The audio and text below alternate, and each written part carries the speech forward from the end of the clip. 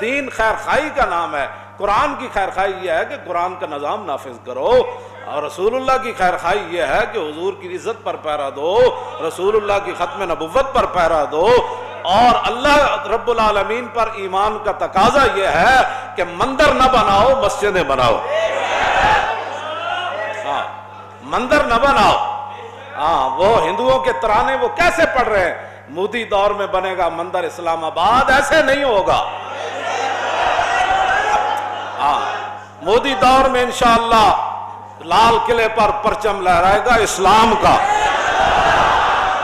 اور پاکستان کا پرچم وہاں لہرائے گا.